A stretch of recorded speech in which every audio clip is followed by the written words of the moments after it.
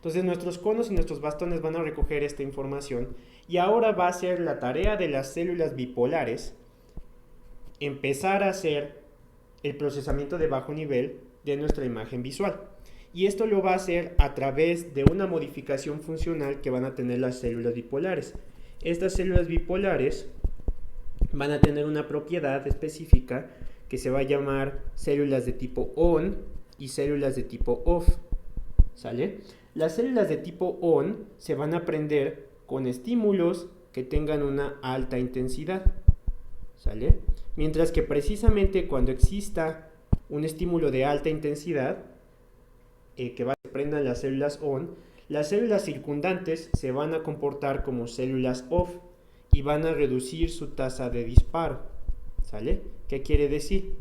Que nosotros vamos a enfocar dónde está el estímulo visual que nosotros queremos enfocar y este va a tener una alta tasa de transmisión a través de células bipolares ON, mientras que la parte circundante va a reducir su tasa de disparo. Vamos a tratar de ver cómo es que ocurre este fenómeno de las células de tipo ON y las células de tipo OFF.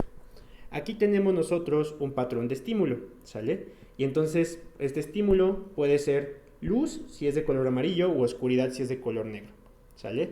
Y entonces nosotros vamos a tener que cuando nosotros lo estimulamos un punto, nosotros vamos a tener un área ON y un área circundante que se va a comportar como un área OFF, ¿sale? Esto nos va a ayudar a que las células que están en el punto de alta estimulación, que es nuestro punto ON, sea el punto donde nosotros tengamos el enfoque y que el resto esté inhibido. ¿Qué pasa, por ejemplo, si yo doy un estímulo que activa las células ON y a las células OFF? Es decir, que le pongo luz a todo. Pues en realidad voy a tener un estímulo de muy baja frecuencia, ¿sale? Acá tenemos nuestros patrones de despolarización. Si yo aplico a mis células ON mi estímulo lumínico, voy a tener aquí mi potencial de acción y el resto, que es donde se van a presentar las OFF, va a estar apagado. ¿Qué pasa si yo le aplico oscuridad a mis células ON? Pues esto se va a inhibir por completo, ¿sale? ¿Qué pasa si yo le aplico estímulo lumínico a mis células OFF? Yo no voy a tener ningún estímulo porque estos no reconocen el estímulo y entonces mi segmento ON no se va a prender. ¿Qué pasa si yo le aplico luz a todo? Pues se abate porque se contrarresta esta activación por la activación de las OFF. ¿Y qué pasa si yo aplico luz a las células ON y oscuridad a las células OFF? Pues voy a tener yo mi estímulo de mayor característica, ¿sale? Entonces, estas células ON y estas células OFF van a tener una función específica de bajo nivel que va a servir para generar contraste espacial, ¿sale? Este contraste espacial va a depender del campo receptivo y va a tener una característica muy importante debido a que nos va a permitir identificar bordes, ¿sale? Ustedes van a notar que cuando están, por ejemplo, en la noche, lo que más notamos son bordes. Y estos bordes van a ser favorecidos por el contraste espacial y es lo que va a generar nuestra capacidad para identificar estímulos. Por ejemplo, cuando estamos en la noche, debido a que nosotros no tenemos bastones, en la fobia, y nosotros vamos a tener que nuestro punto de mayor agudeza visual va a estar ciego, los bastones que están en la periferia y tienen un menor campo receptivo van a detectar bordes, pero es lo que pasa cuando estamos caminando en el bosque en la oscuridad. Vemos que algo se mueve, pero no es sino hasta que cambiamos nuestra visión que nosotros lo detectamos. Y esto es porque nosotros tendemos, acá tenemos nuestro ojito, y nosotros tendemos a ver hacia adelante, pero durante la oscuridad, ver hacia adelante no sirve de nada, porque el punto de enfoque, cuando nosotros tenemos una visión hacia adelante, es en la fobia. Pero la fobia es ciega en la noche, lo que ve mejor es la periferia. Entonces cuando tendemos a girar nuestra cabeza, nosotros vemos algo, pero lo enfocamos y después ya no lo identificamos. Y esto hace que nosotros veamos cosas en la oscuridad que pues nosotros no tenemos una idea muy clara, y esto tiene que ver con el contraste espacial que es favorecido por nuestras células bipolares, ¿sale? De hecho, nosotros vamos a poder identificar mejor los bordes de los objetos que están en movimiento, y esto va a favorecer que nosotros tengamos una sensibilidad espacio-temporal, es decir, que nosotros tengamos la capacidad de detectar nuestros estímulos visuales en función de cómo se va a dar la transmisión de estímulos de los fotorreceptores a través de nuestras células bipolares, ¿sale? Entonces, ¿qué estímulos de bajo nivel nos interesa transmitir una vez que ya hicimos la fotorrecepción? Por un lado, queremos detectar la polaridad, ¿sale? ¿Qué quiere decir? Que nosotros transmitamos la imagen visual a través de diferentes segmentos. Ahorita vamos a ver que esto sí ocurre en la vía visual. La segunda es de la que comentamos hace un momento con las células bipolares, que es la resolución espacial. Es decir, que nosotros podamos detectar bordes, ¿sale? La tercera es una respuesta de tipo temporal. Esta respuesta temporal quiere decir que dependiendo del tipo de patrón de potencial de acción que se genere, nosotros vamos a poder identificar cambios en nuestro campo visual, los cuales nos van a permitir detectar algunas características. La cuarta va a ser un filtro espacial, es decir, que nosotros detectemos la cantidad de información espacial que nosotros querramos ver. Y la quinta va a tener que ver con la selectividad, donde nosotros ya vamos a encontrar, por ejemplo, algunos componentes importantes como la visión de color. Como vamos a ver la forma en que nuestro estímulo visual se transmite desde los fotorreceptores hasta las células ganglionares, va a modular todos estos estímulos de bajo nivel y nos va a permitir ver esas características. Entonces vamos a ver qué componentes de la vía visual nos van a dar estas características específicas. Habíamos hablado que en nuestras células bipolares nosotros tendríamos células de tipo ON y células de tipo OFF. Estos circuitos van a ser intrínsecamente distintos. Por ejemplo, las células de tipo ON, se va a dar la liberación de glutamato en los fotorreceptores, pero en lugar de abrir canales iónicos, el glutamato lo que va a hacer es que va a activar receptores metabotrópicos de glutamato. Estos receptores metabotrópicos de glutamato van a inhibir corrientes iónicas y sobre todo van a hacer una transmisión del estímulo desde un punto de vista proximal y se van a dar sobre todo en los segmentos inferiores, ¿sale? Las células OFF, por otro lado, van a activar receptores de tipo AMPA. Ya habíamos visto durante el video de neurotransmisión que los receptores AMPA son receptores de rápida despolarización de glutamato y estos sobre todo van a activar estímulos de tipo distal que van a viajar a través de vías superiores, ¿sale? Entonces aquí tenemos una visión de cómo se dan estos circuitos con las células bipolares en los conos y en los bastones. Entonces en los conos nosotros vamos a tener que se va a hacer una transmisión del estímulo hacia las células bipolares y por ejemplo se libera glutamato y esta célula bipolar es una célula ON, entonces va a hacer una transmisión a través de receptores metabotrópicos de glutamato, ¿sale? Esta es una célula OFF y va a hacer fototransducción a través de receptores de tipo AMPA, ¿sale? Y lo va a llevar hacia nuestro segmento inferior y esto va a ser modulado por diferentes señales on and off dado por células amácrinas y por células horizontales que van a modificar la función de nuestras diferentes características de nuestro sistema visual. Entonces, por ejemplo, vamos a tener sinapsis de tipo excitatorio y esta sinapsis de tipo excitatorio lo que van a hacer es transmitir estímulo visual, transmitir estímulo y esto va a estar dado por un neurotransmisor que es el glutamato, ¿sale? Y vamos a tener estímulos de tipo inhibitorio. Estos estímulos de tipo inhibitorio va a estar dado por interneuronas. Las interneuronas son neuronas que están dentro de la retina y en este caso nosotros vamos a tener células horizontales, células amácrinas, por ejemplo las células amácrinas de tipo 2 y estas van a hacer una función de modulación de la transmisión de nuestros estímulos visuales, ¿sale? Y entonces lo que esto van a hacer a través de las sinapsis inhibitorias es que mediante la modulación van a generar filtros, por ejemplo, el filtrado espacial, el filtrado temporal, ¿sale? Que van a modular la cantidad de información que pasa por las células on and off y a través de ello van a hacer filtros. Esta modulación va a estar dada por dos tipos de neurotransmisores inhibitorios, el ácido gamma aminobutírico o GABA y la glicina, ¿sale? Entonces GABA y glicina van a generar estos circuitos que por ejemplo las células amácrinas van a modular la función de las células bipolares, ya sea de forma excitatoria o inhibitoria, ¿sale? Y a través de la inhibición lateral, las células horizontales van a establecer el campo receptivo, Entonces van a generar un filtro espacial que nos va a permitir identificar el nivel de excitación y por lo tanto decidir cuáles conos y cuáles bastones inhibir para favorecer sinapsis en algunos campos receptores específicos. Entonces, de esta forma, las células o las interneuronas de la retina van a favorecer la traducción de estímulos que sean específicos para diferentes componentes. ¿Sale?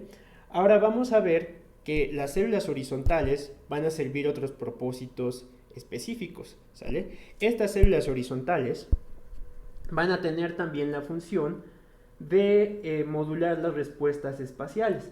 Entonces, por ejemplo, cuando nosotros tenemos retrasos en la inhibición por las células amácrinas o por los estímulos on and off, nosotros vamos a tener que nuestras células horizontales van a modificar esta función favoreciendo la repolarización rápida de nuestros conos y de nuestros bastones, y esto va a favorecer filtros espaciales que tiendan a ser un poco más rápidos. ¿Sale?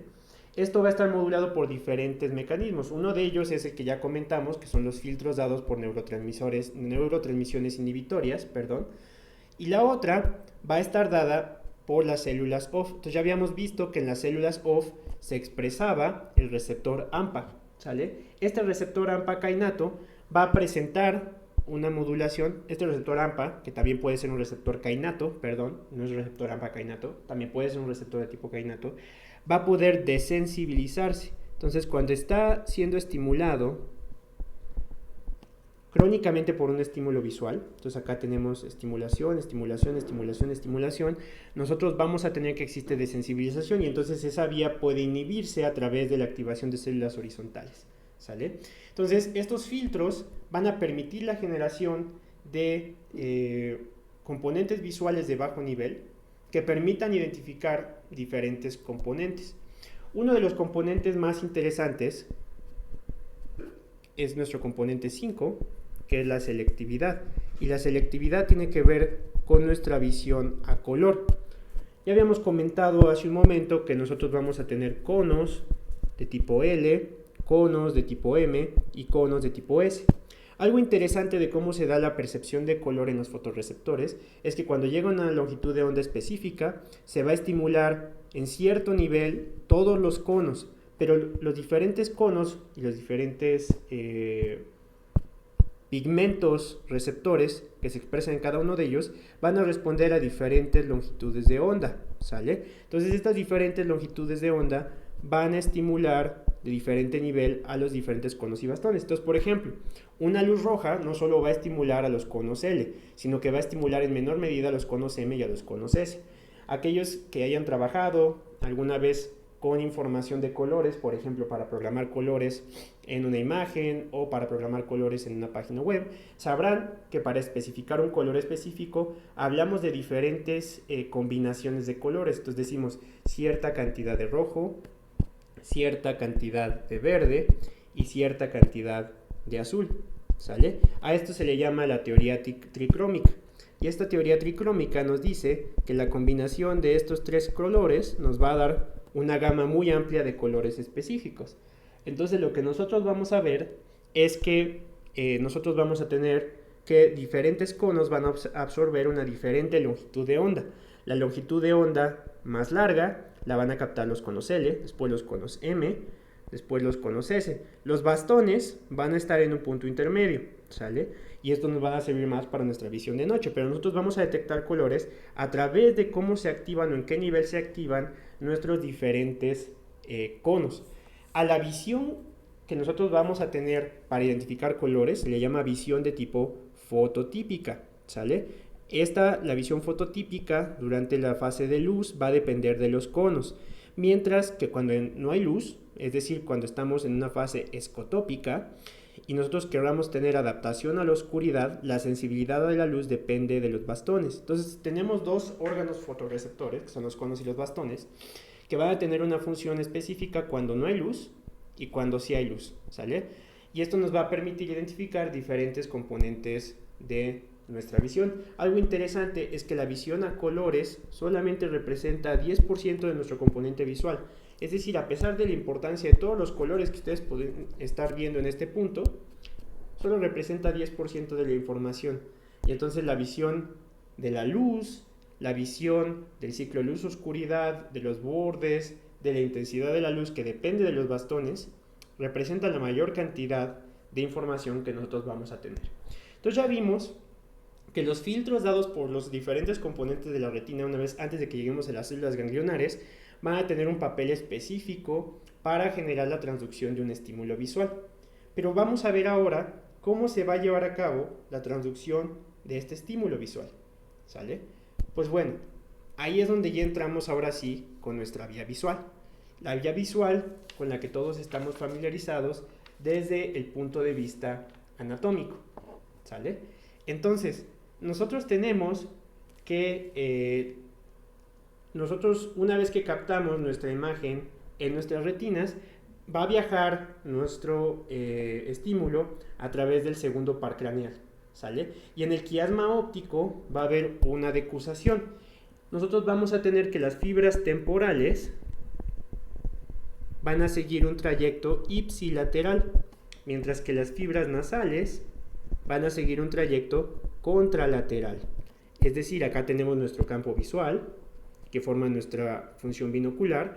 Una parte va a ser captada por la retina temporal y otra por la retina nasal. La retina temporal es ipsilateral y la retina nasal se decusa. Esto se da en el quiasma óptico. Posteriormente vamos a tener nuestro tracto óptico y vamos a tener una sinapsis en el cuerpo geniculado lateral. Este cuerpo geniculado lateral también es conocido como núcleo geniculado lateral del tálamo, y este núcleo genicular del tálamo es donde va a hacer relevo nuestra vía visual. Posteriormente, desde nuestro núcleo geniculado lateral del tálamo, nosotros vamos a llevar nuestras radiaciones ópticas y vamos a ir hacia nuestra corteza visual primaria, ¿sale? Que es lo que va a definir nuestra vía visual.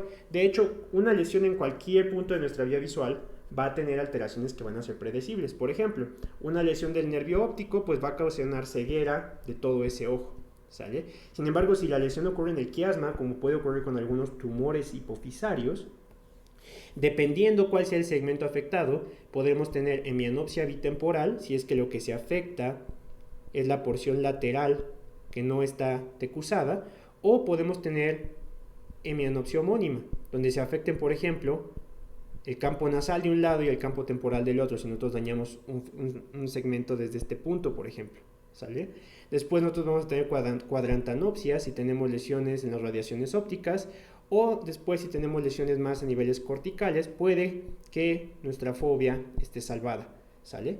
Entonces vamos a ver que una lesión específica de la vía visual nos va a permitir identificar la localización anatómica de los diferentes componentes. Entonces, ¿cómo es que nosotros vamos a transmitir esta información visual? Pues en general, la información visual va a pasar por tres principales vías. La primera vía es la vía genículo-estriada. La vía genículo-estriada se llama vía genículo-estriada debido a que pasa en el núcleo geniculado lateral, que ya habíamos comentado hace un momento, que es el cuerpo geniculado lateral. Este núcleo geniculado lateral, entonces, pasamos nuestra vía visual a través del núcleo geniculado lateral y posteriormente vamos a llevar esa información hacia nuestra corteza visual primaria. Esta corteza visual primaria también se le llama corteza estriada.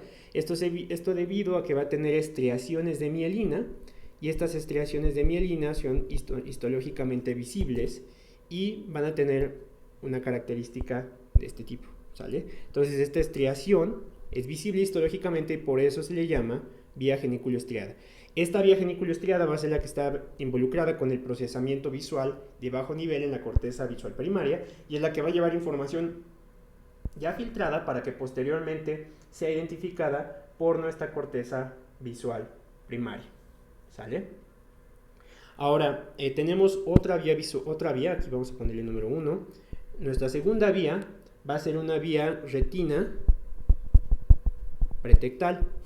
La parte pretectal es una porción del mesencéfalo y ahí nosotros vamos a tener el núcleo de Edinger-Westphal y nosotros vamos a tener este involucro a través de la entrada de luz que va a pasar directamente hacia la porción pretectal en el núcleo oculomotor accesorio y va a favorecer el reflejo pupilar, ¿sale? Entonces parte de la información visual que viaja desde la retina se va a ir directamente involucrado hacia le puse reflejo visual, hacia el reflejo pupilar. ¿Sale? La tercera porción de la vía visual va a estar involucrada con una aferencia que va desde la retina hacia el colículo superior. ¿Sale? Entonces vamos a ir desde la retina hacia nuestro colículo superior, a la formación reticular paramediana pontina, y esta formación reticular paramediana pontina va a estar involucrada con los movimientos oculares, lo cual vamos a verlo en otro video específico, ¿sale? Entonces vamos a tener que nuestra información visual va a viajar a través de 3 vías específicas que van a poder hacer nuestra transducción, ¿sale? Ahora, algo interesante es que ya habíamos visto que nuestra retina va a estar especializada en diferentes puntos, pero también nuestro núcleo geniculado lateral va a estar especializado en algunos puntos para poder hacer la transducción de estímulos visuales. Nosotros vamos a tener que, por ejemplo, acá tenemos nuestro nervio óptico, y si hacemos un zoom, vamos a ver que nuestro núcleo geniculado lateral va a estar estratificado por capas.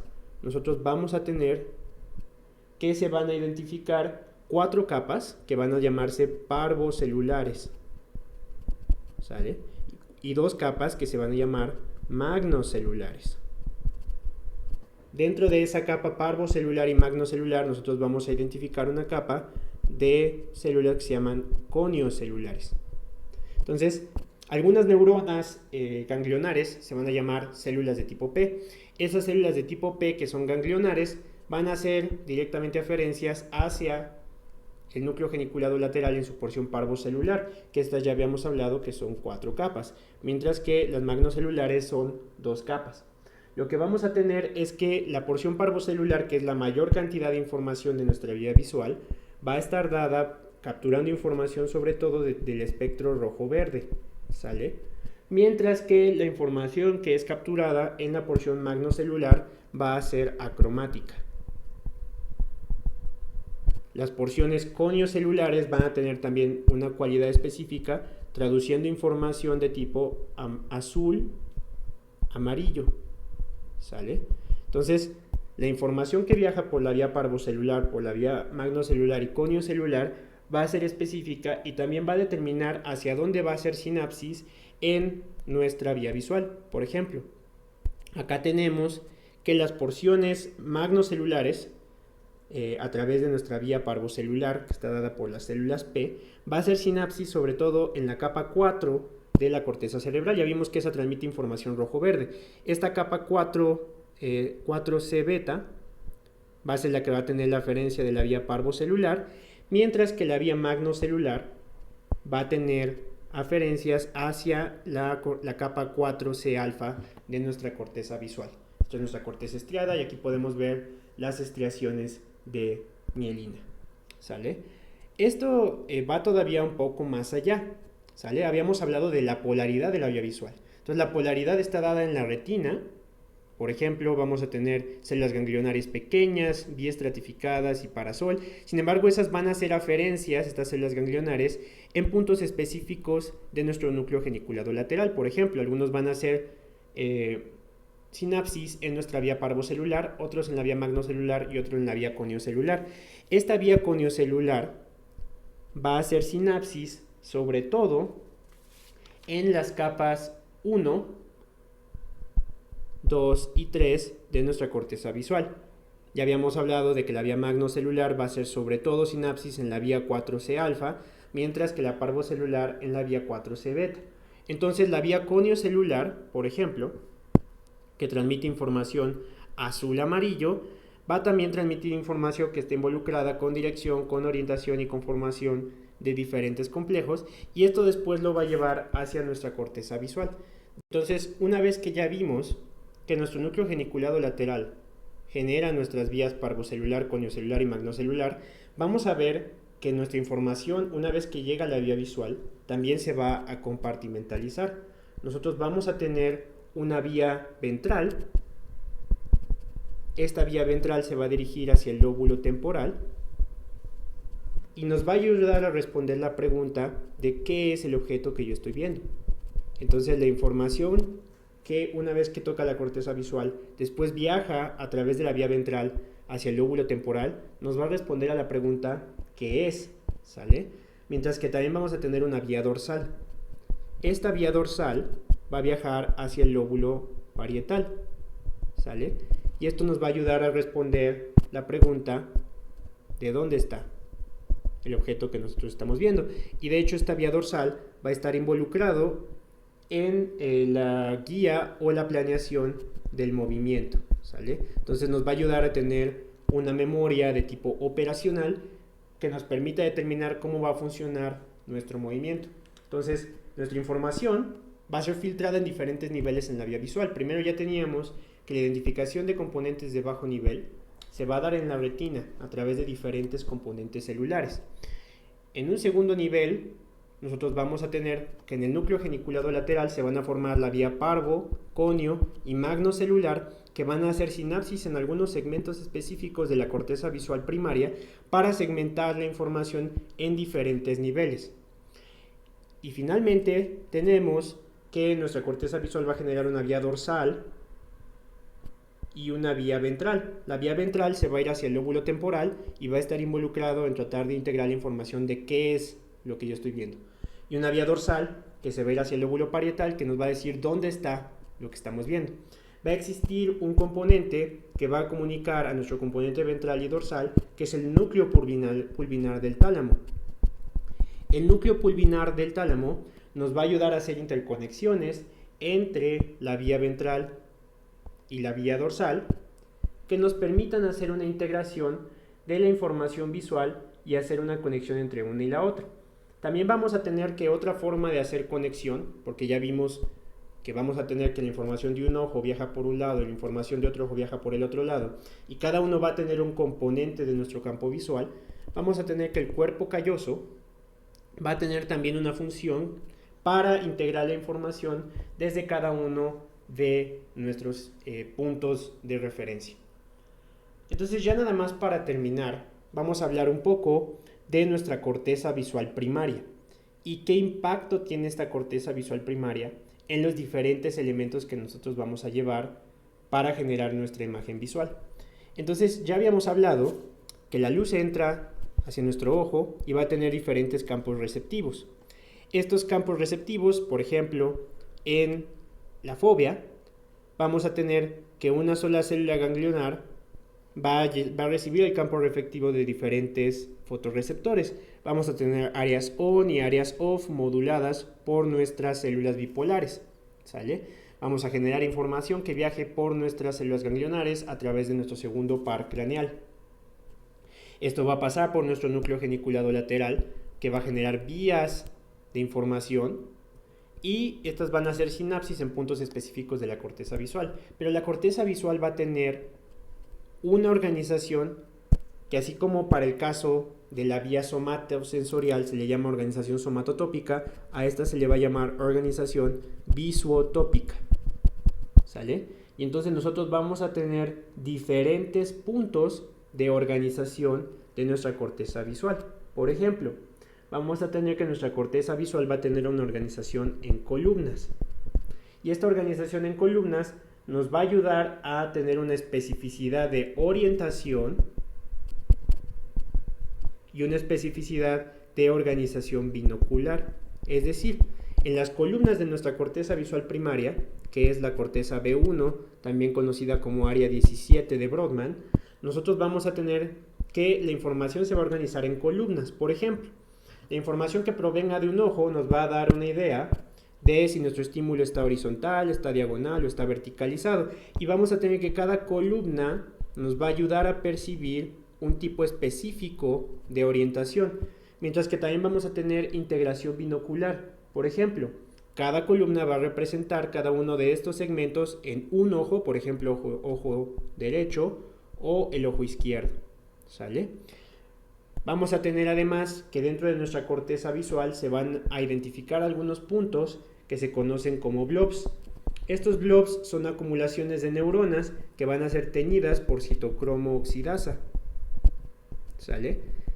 Y estos blobs van a ser específicos para identificar visión de color, Entonces nuestra corteza visual se va a organizar en columnas que van a identificar puntos específicos de orientación y puntos de dominancia ocular. Vamos a verlo esto ya representado. Aquí tenemos nuestra corteza visual primaria, aquí tenemos nuestra corteza visual secundaria. Aquí vemos las estriaciones y vamos a ver esta organización columnar. Entonces, un segmento se va a encargar del ojo derecho, otro del ojo izquierdo. Ojo derecho, ojo izquierdo, y esto va a integrar entonces información en segmentos neuronales específicos en nuestra corteza visual primaria. Pero también vamos a tener columnas de orientación. Por ejemplo, aquí vemos cómo están orientados en diferente punto. Y cada segmento neuronal va a tener una preferencia de orientación. Entonces no es que todas las neuronas reconozcan toda la orientación de todos los objetos, sino que va a haber una preferencia específica para cada tipo de orientación de los objetos. Finalmente, vamos a tener los blobs y los espacios interblob. Estos blobs son teñidos por citocromo oxidasa y van a ser puntos que nos van a servir para la integración de la información de color. Entonces nosotros vemos que nuestra corteza visual primaria B1 va a tener la capacidad de segmentar información en orientación, información binocular y blobs para la visión de color. Nuestra corteza visual secundaria, que es B2, va a tener un punto importante para identificar dirección del movimiento. ¿Sale? Entonces, esta corteza visual secundaria nos va a ayudar a identificar dirección del movimiento y, como podemos ver, también existe una segmentación espacial específica, aunque no existe una estriación de los ojos, porque B2 no nos va a servir para integrar información binocular, sino para identificar disparidad binocular. ¿Sale? Entonces, cuando nosotros integramos la información en todos los niveles, aquí vemos ojo izquierdo, ojo derecho. Ojo izquierdo, ojo derecho. Nuestras columnas de orientación y nuestros blobs. Y esta organización nos va a permitir, imaginen los millones de neuronas que están involucrados en la corteza visual. De hecho, el 50% de la corteza cerebral está involucrado a procesar la información visual. Y esto nos va a permitir integrar la información en diferentes niveles: color, orientación, información de cada uno de nuestros ojos dentro de nuestra corteza visual. ¿Sale? Y entonces, ¿cómo es que nosotros vamos a tener la segmentación? Pues bueno, primero vamos a ver que al momento de hacer sinapsis, por ejemplo, vamos a tener sinapsis de alto alcance. Entonces acá tenemos diferentes ejes de orientación, diferentes columnas para ojos izquierdos y ojos derechos, y vamos a tener que, por ejemplo, las que se orientan hacia un mismo lado van a hacer conexiones entre sí. Entonces, cuando queremos identificar, por ejemplo, que esta línea está horizontal, se van a prender columnas cerebrales horizontales al mismo tiempo y se van a comunicar entre sí para integrar la información que le permita decirles a su cerebro que está de forma horizontal. ¿Y cómo es que esto lo hace el cerebro? Pues bueno, no es que solo se prendan estas columnas, en realidad se prenden diferentes. Entonces acá ustedes quieren identificar que está horizontal, o bueno, aquí el estímulo que ponen para ser congruente con la imagen es un estímulo vertical, y entonces se va a prender sobre todo la neurona vertical, pero también las columnas de orientación de otro tipo de neuronas se van a prender en diferentes niveles. Sin embargo, cuando tú tomas el promedio de todas las neuronas, vas a generar imágenes vectoriales que, cuando se promedien, te va a dar una idea de la orientación percibida. Entonces, no es, como repito lo que dije hace un momento, que cada neurona detecte todas las orientaciones. Cada neurona se especializa en detectar o una longitud de onda específica o un color específico, y se va a aprender en diferente nivel según lo que se quiere identificar. Entonces, para la orientación es así: para los colores, cierta cantidad de rojo, cierta cantidad de azul, y eso se da en los blobs, ¿sale? Para los ojos, cierta cantidad de información del ojo derecho, cierta cantidad de información del ojo izquierdo, y dependiendo de la cantidad de neuronas dice, bueno, esto está en el campo visual izquierdo, esto está en el campo visual derecho, ¿sale? ¿Cómo es que esa información se integra? Eso lo vamos a ver con más detalle ahora que platiquemos del procesamiento de alto nivel. Entonces vamos a ver ya una idea simplificada de cómo se dan los circuitos intrínsecos en la vía visual. Tenemos nuestra aferencia desde nuestra retina hasta el núcleo geniculado lateral. Se generan nuestras vías coniocelulares que se van hacia los segmentos 1, 2 y 3 de la corteza cerebral, que tiene 6 capas, nuestra corteza visual primaria. Vamos a tener nuestras aferencias de la vía parvocelular, y la vía parvocelular va a ser sobre todo aferencia en la capa 4C beta. Ya vimos que lleva información de tipo rojo-verde. información acrómica, sobre todo en las capas magnocelulares, que se van a comunicar de la capa 4C alfa y 4B. Y finalmente tenemos las otras dos capas, porque solo hemos hablado de 1, 2, 3 y 4.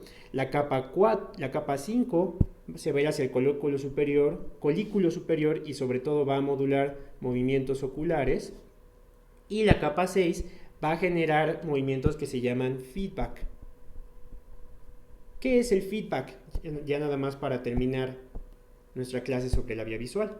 Pues bueno, el feedback es un comportamiento de la corteza cerebral que va a ayudar a modular a la corteza visual en diferentes puntos. Por ejemplo, tenemos que nuestra vía visual va de nuestra retina hacia nuestra corteza visual primaria, pero la corteza visual se va a correlacionar con diferentes puntos de la corteza visual. Vemos aquí una representación de todas las áreas que se prenden, en la corteza cerebral cuando hay un estímulo visual, y podemos ver que es una cantidad importante de nuestra corteza cerebral, y todas estas áreas se van a comunicar adelante y hacia atrás, van a modular la cantidad de información que pasa de un lado y que pasa hacia el otro, y nos van a permitir simplificar o identificar los estímulos visuales en diferente manera. Como podemos ver, la vía visual es una de las vías más complejas que nosotros vamos a tener en nuestro sistema nervioso, y en los siguientes 2 videos vamos a estipular cómo se integra esta información de bajo nivel de orientación, visión binocular y colores en componentes específicos que nos permitan hacer reconocimiento de diferentes cualidades de un objeto, y finalmente el reconocimiento específico de algún objeto que nos permita no solamente identificar el entorno en el que vivimos, sino poder interactuar con él. Muchas gracias, chicos, y que tengan muy buen día.